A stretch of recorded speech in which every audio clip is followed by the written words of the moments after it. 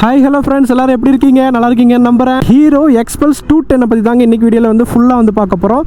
இதில் வந்து off road வந்து பண்ணி தரமான சம்பவம் வந்து பண்ணி வச்சுருக்கேன். ஸோ அதெல்லாம் வந்து நீங்கள் வந்து கண்டிப்பாக பார்த்து என்ஜாய் பண்ணுவீங்கன்னு நினைக்கிறேன். இந்த பைக் வந்து ஒரு ஆஃப் ரோடு ப்ளஸ் வந்து ஆன் ரோடு ப்ளஸ் அட்வென்ச்சர், இது எல்லாமே கலந்த மாதிரியான டிசைனில் ஒரு அட்வென்ச்சர் ஸ்பெக்கில் தான் இந்த பைக்கை வந்து ரெடி பண்ணியிருக்காங்க. ஸோ இந்த பைக்கை பார்த்தினா ஒரு டீட்டெயில்டான ரைட் ரிவ்யூ தான் இன்றைக்கி வீடியோவில் நம்ம வந்து பார்க்க போகிறோம். ஸோ வாங்க வீடியோக்குள்ளே போகலாம். உங்களுக்கு பைக் ரைட் பைக் ரிவ்யூஸ்லாம் பிடிக்கும்னா நம்ம சேனலை மறக்காம சப்ஸ்கிரைப் பண்ணி வச்சுக்கோங்க. அப்போ தான் நான் போடக்கூடிய புது வீடியோஸ் எல்லாமே நோட்டிஃபிகேஷனாக வரும். வீடியோவை ஃபுல்லாக பார்த்துட்டு கமெண்ட் பண்ணிட்டு போங்க. நான் உங்கள் கமெண்ட் எல்லாத்துக்கும் ரிப்ளை பண்ணுறேன். நம்ம இப்போ எந்த ஷோரூம்லேருந்து ரிவ்யூ பண்ணிட்டு இருக்கோம்னா சேலமில் உள்ள MSL மோட்டார்ஸ் பிரீமியர் ஷோரூம்லேருந்து ரிவ்யூ பண்ணிட்டு இருக்கோம். ஹீரோ பைக்ஸ்னுடைய பிரீமியம் பைக்ஸ் எல்லாமே இந்த பிரீமியர் ஷோரூமில் மட்டும்தான் அவைலபிளாக இருக்கும். ஷோரூமுடைய கான்டாக்ட் டீடைல்ஸ் கீழே டிஸ்கிரிப்ஷனில் கொடுத்துருக்கேன், செக் பண்ணி பாருங்க. நீங்கள் டெஸ்ட் ரைட் போகிறதா இருந்துச்சுன்னா இந்த நம்பருக்கு ஜஸ்ட் ஒரு வாட்ஸ்அப் பண்ணிட்டு டீடைல்ஸ் கேட்டுட்டு போங்க. I played it innocent, a feel of discontent. I'm finally facing it all. Fearless. Wow, இதனுடைய எக்ஸாஸ்ட் வந்து பார்க்குறதுக்கே வந்து சூப்பராக இருக்குது. நம்ம வந்து அண்டர் வாட்டரில் அது மாதிரிலாம் நம்ம வந்து போகும்போது நம்ம எக்ஸாஸ்ட்குள்ளே தண்ணி போயிடக்கூடாதுன்ற வகையில் இந்த டிசைன் பண்ணி கொடுத்துருக்காங்க. ஒரு மாதிரி ஸ்லிம்மாக சூப்பராக இருக்குது. இப்போ இதனுடைய எக்ஸாஸ்ட் நோட் வந்து நான் வந்து ஃபஸ்ட்டு உங்களுக்கு எடுத்த உடனே காமிக்க போகிறேன். ஓகே, ஆன் பண்ணியாச்சு. ஹீரோ எக்ஸ்பல்ஸ் அப்படின்னு சொல்லிட்டு வந்து நமக்கு ஃப்ரண்ட் லோகோவோட கொடுக்குறாங்க டிஸ்பிளேயில் எடுத்த உடனே. இப்போ நம்ம வந்து ஸ்டார்ட் பண்ணுவோம். வாவ், எக்ஸாஸ்ட் நோட் வந்து கேளுங்க.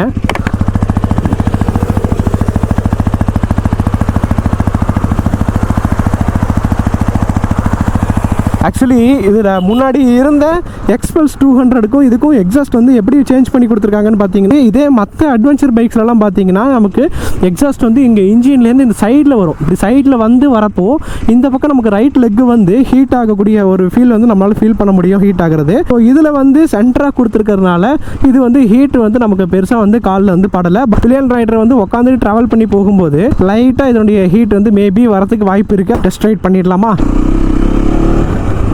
ஃபர்ஸ்ட் கியர், செகண்ட், தேர்ட் போட்டாச்சு.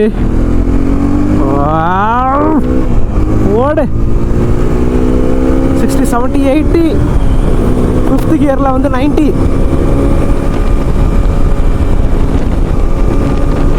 ஃபிஃப்த் கியரில் 100. சிக்ஸ்த் கியரில் 106 போயிட்டு இருக்குது. 118. அதுக்கப்புறம் ரோடு இல்லைப்பா, பேரிகேட்ஸ் வந்துருச்சு. இப்போ வரைக்கும் 118 வரைக்கும் வந்து எனக்கு வந்து ஒரு வாப்லோ ஒரு கஷ்டப்பட்டு வண்டி போகுது அது மாதிரி எதுவுமே எனக்கு வந்து ஃபீல் ஆகலை. அப்படியே போகுது, செம்மையாக இருந்துச்சு வண்டி ஓட்டுறதுக்கே.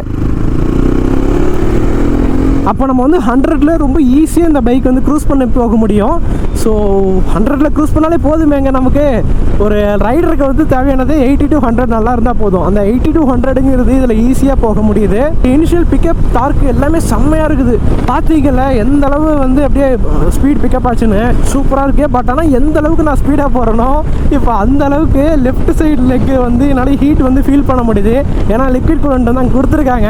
ஸோ அதனால் அந்த ஹீட் வந்து எனக்கு வந்து நல்லாவே வந்து ஃபீல் பண்ண முடியுது. ரைட் சைடில் எனக்கு எந்த விதமான ஒரு ஹீட்டுமே வந்து எனக்கு வந்து வரலைங்க. லெஃப்ட் சைடு தான் வந்து இப்போ நான் அதிகமான ஸ்பீட் போக எனக்கு கொஞ்சம் கொஞ்சமாக எனக்கு வந்து அந்த ஹீட் வந்து ஃபீல் பண்ண முடியுது. ஸ்டேபிளாக போகுது. நல்லா ரோட் கிரிப் வந்து செம்மையாக இருக்குது. ஏன்னா அதில் ஆஃப் ரோட் டயர்ஸ் தான் வந்து கொடுத்துருப்பாங்க. ஸோ அதனால் ரோட் கிரிப் வந்து செம்மையாக அப்படியே நச்சுன்னு போகுது. ரோட்டை ஒட்டி போகிற மாதிரி நல்ல ஒரு ஃபீல் இருக்குது. அதெல்லாமே நீங்கள் வந்து வண்டி ஓட்டி பார்த்தீங்கன்னா தான் இதெல்லாம் தெரியும். இதில் வந்து பார்த்தீங்கன்னா மெயினாக 3 டிரைவிங் மோட்ஸ் வந்து இதில் வந்து கொடுத்துருக்காங்க. ஒன்று வந்து பார்த்தீங்கன்னா ரோட் மோடு, ரெண்டாவது வந்து பார்த்தீங்கன்னா ட்ரையல் மோடு, மூணாவது வந்து பார்த்தீங்கன்னா ஆஃப் ரோட் மோடு.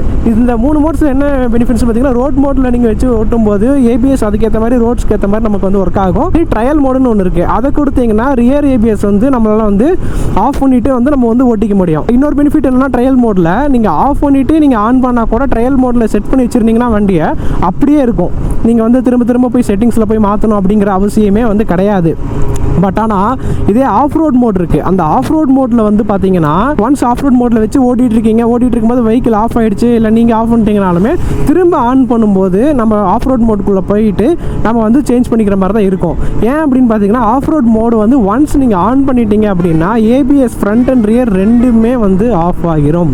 ஸோ அதுக்காக தான் வந்து வெஹிக்கிள் ஆஃப் ஆகிடுச்சுன்னா நீங்கள் வந்து ஆஃப் ரோட் மோடை திரும்ப யூஸ் பண்ணணும்னு நினச்சிங்கன்னா திரும்ப நீங்கள் வந்து கிளிக் பண்ணி நம்ம வந்து யூஸ் பண்ணிக்க முடியும். ஸோ அது மாதிரி வந்து ஃபீச்சர்ஸ் இதில் வந்து கொடுத்துருக்காங்க. அது வந்து சேஃப்டி வைஸ்க்காக வந்து கொடுத்துருக்காங்க. இந்த பைக்கை பார்த்தீங்கன்னா நான் தரமான ஆஃப் ரோட் வந்து பண்ணியிருக்கேன்.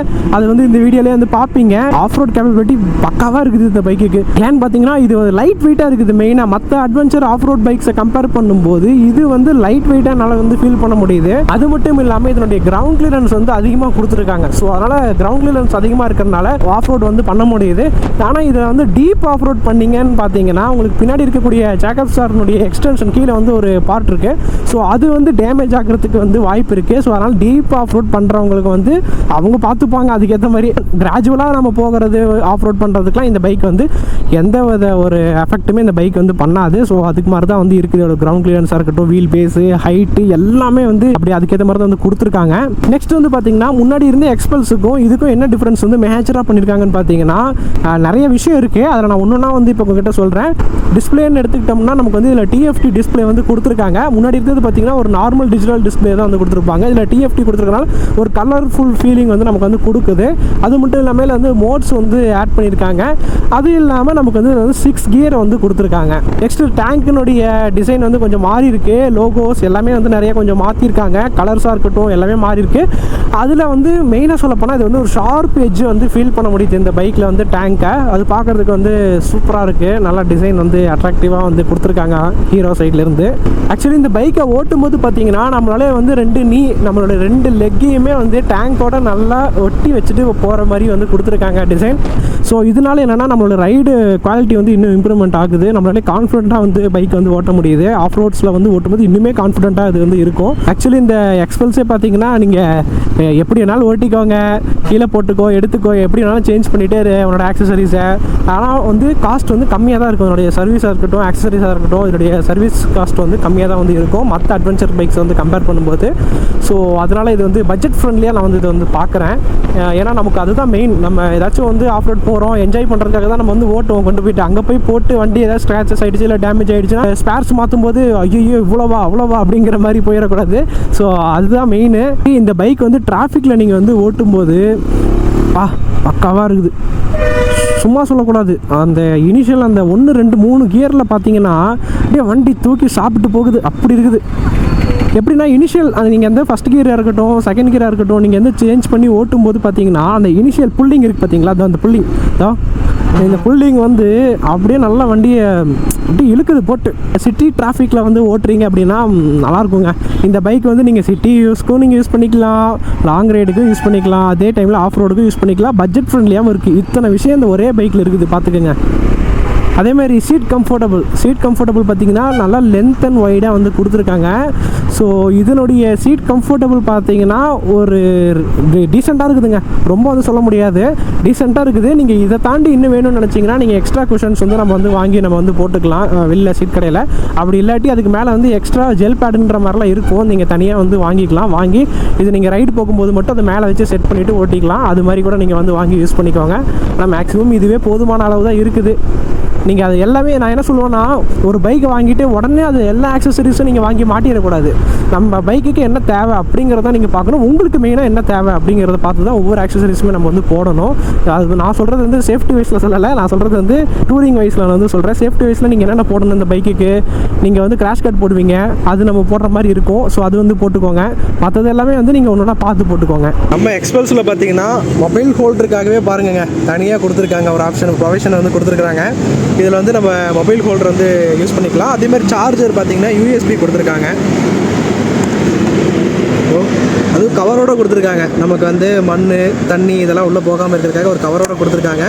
ஸோ இதில் நம்ம கனெக்ஷன் எடுத்து நம்ம மொபைல் ஹோல்டர் இங்கே வச்சுருந்தோம்னா அதில் நம்ம வந்து சார்ஜ் போட்டு நம்ம மொபைலை வந்து ஈஸியாக வச்சுட்டு மேப் பார்க்குறதுக்குமே ரொம்ப கரெக்டான பொசிஷனாக கொடுத்துருக்காங்க. ஸோ அந்த இடத்துல வந்து நம்ம வந்து வச்சு யூஸ் பண்ணிக்கலாம். ஸ்டாக்கு இருக்கக்கூடிய இடம் இங்கே கொஞ்சம் டார்க்காக இருக்குது. ஸோ அதனால் வந்து லைட்டெல்லாம் வந்து ஒன்று ஒன்றா போட்டு பார்க்கலாம். ப்ரோ அப்படியே ஆன் பண்ணுங்கள். அப்படியே லைட்டாக ஹேண்டில் பர் திருப்பி விடுங்க. இது வந்து டிஆர்எல் இருக்குது. இப்போது பாஸ் லைட் பண்ணுங்க ப்ரோ. செம்மையாக இருக்கு. எல்இடி நல்லா பவராக இருக்குது. இங்கே பாஸ் லைட் பண்ணுங்கள். இதே நல்லா பவராக தான் இருக்குது. முன்னாடி விட அப்டேட் பண்ணியிருக்கிறாங்க ஹெட்லைட்ஸு. இப்போ வண்டி ஸ்டார்ட் பண்ணி ஆன் பண்ணுங்க ப்ரோ. ஃபுல் பவர் பார்த்துடலாம். இது வந்து லோ பீமில் இருக்குது. லோ பீம் ஆக்சுவலி நைட்டில் இன்னும் விசிபிலிட்டி அதிகமாக இருக்கும். இப்போ ஹை பீம் போடுறாரு. ஹை பீம் இதே போதும் தான். இதை தாண்டி நமக்கு வந்து வேணும் அப்படின்னு நினச்சோம்னா நம்ம ஃபாக் லைட்ஸ் வந்து எக்ஸ்ட்ரா ஃபிக்ஸ் பண்ணிக்கலாம். இப்போ அசாட் போட்டு விடுங்க ப்ரோ. இன்பில்ட்டாகவே வந்துடுது பைக்கில் அசாடு. அதுவும் எல்இடியில் வந்து கொடுத்துருக்காங்க. இதுவும் ஸ்லிம்மாக நீட்டாக இருக்குது பார்க்க.